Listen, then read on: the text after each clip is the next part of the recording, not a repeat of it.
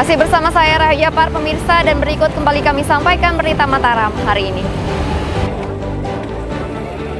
Pemakaman Nurminah, wanita yang tewas terkubur di dalam sumur di Lombok Barat, diwarnai isak tangis.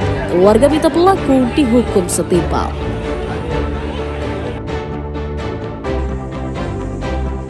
Sejumlah warga di Lombok Barat mengeluhkan kenaikan pajak bumi dan bangunan yang harus dibayarkan. Wajib pajak minta kenaikan dikaji ulang.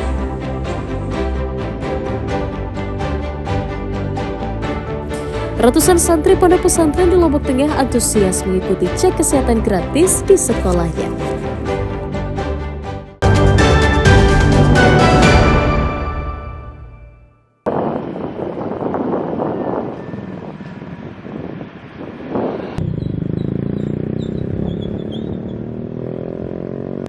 Dinas Pertanian dan Peternakan Kabupaten Lombok Tengah menyiapkan pengganti lahan masyarakat yang dijadikan lokasi pembangunan sekolah rakyat di Desa Taman Indah, Kecamatan Pringgarata.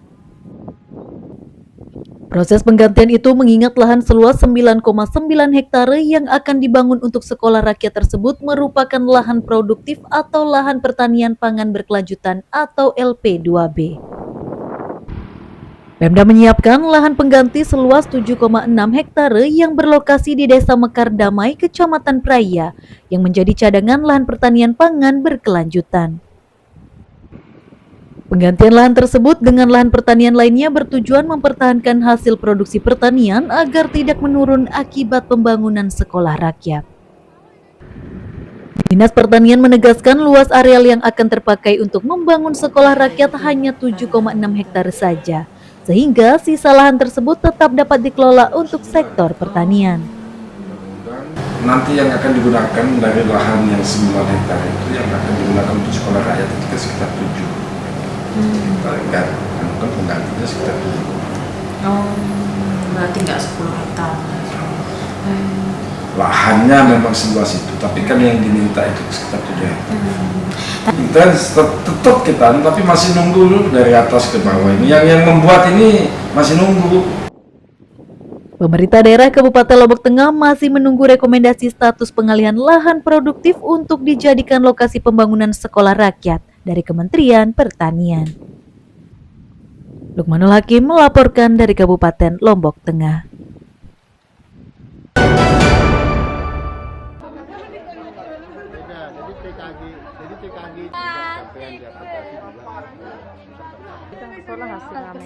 Ratusan santriwati di Pondok Pesantren At-Tamimi, Kelurahan Tiwugalih, Kecamatan Praya, antusias mengikuti kegiatan cek kesehatan gratis yang digelar Dinas Kesehatan Kabupaten Lombok Tengah pada Selasa pagi.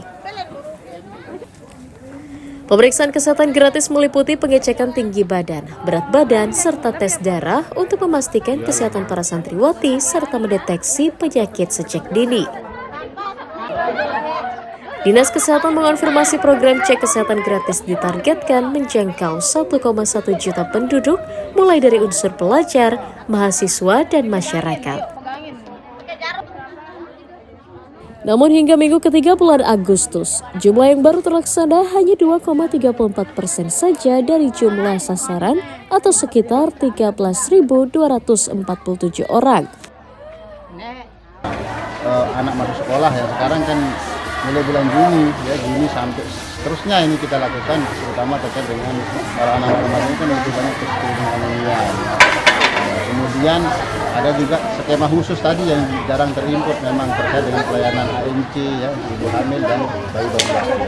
Nah sekarang skema yang kita lakukan adalah bisa skema komunitas atau siapapun yang datang ke puskesmas bisa langsung dikantor. Sehingga untuk bagaimana kita meningkatkan capaian dari kita. Dinas Kesehatan Lombok Tengah menargetkan capaian cek kesehatan gratis hingga akhir tahun mencapai 30% dari jumlah penduduk dengan membuka pos kesehatan di sekolah, rumah sakit, dan puskesmas di desa-desa. Lukmanul Hakim melaporkan dari Kabupaten Lombok Tengah.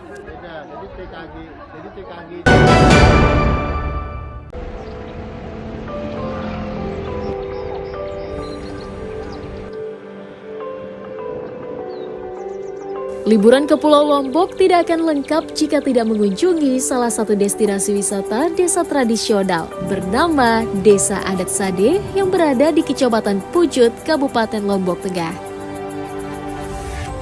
Desa Sade populer di kalangan wisatawan domestik maupun mancanegara karena keunikan perkampungan dan keelokan budayanya. Keunikan utama yakni pada rumah yang dipertahankan seperti masa lalu, dengan bangunan berbahan bambu dan beratap ilalang tanpa listrik serta beralaskan tanah liat. Desa Sade memiliki luas wilayah 5,5 hektar dengan 150 bangunan rumah tradisional di dalamnya, yang konon penghuninya merupakan penduduk asli suku Sasak. Pola hidup masyarakatnya juga masih mempertahankan tradisi suku Sasak, dengan sebagian kaum laki-lakinya menjadi petani, sementara perempuan berprofesi sebagai penenun. Seluruh wanita di Desa Sade dikenal pandai menenun menggunakan alat tradisional, sehingga menjadi daya tarik tersendiri bagi wisatawan yang berkunjung. Kami masih melestarikan bangunan-bangunan suku Sasak seperti pada zaman dulu masih kami lestarikan di sini. Kemudian aktivitas warga seperti menenun, kemudian aktivitas sehari-hari, ada gendang beli, ada berisian, dan ada tari oncel dan tari kayak dan beberapa tari lainnya masih ada di sini. Jadi inilah yang merupakan daya tarik kenapa wisatawan itu setiap hari berkunjung. Masih melestarikan gitu. Melestarikan budaya gitu. Ya jadinya tidak terbatas sama zaman kan, apalagi sekarang kan zaman udah modern, tapi masih ada yang bisa mempertahankan adat istiadat Lombok seperti ini, masih bertahan sampai sekarang di era modernnya udah sangat luar biasa. Nah, bagi Anda yang ingin melihat keunikan atau mempelajari budaya khas suku Sasak, Desa Adat Sade layak menjadi tujuan wisata Anda berikutnya. Lukmanul Hakim melaporkan dari Kabupaten Lombok Tengah.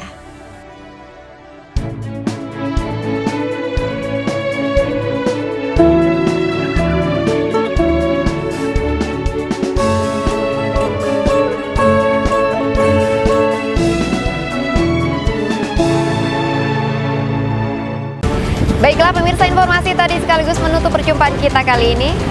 Saya Rahayu Yapar mewakili kru SSJ yang bertugas pamit undur diri. Terima kasih, sampai jumpa dan selamat beraktivitas.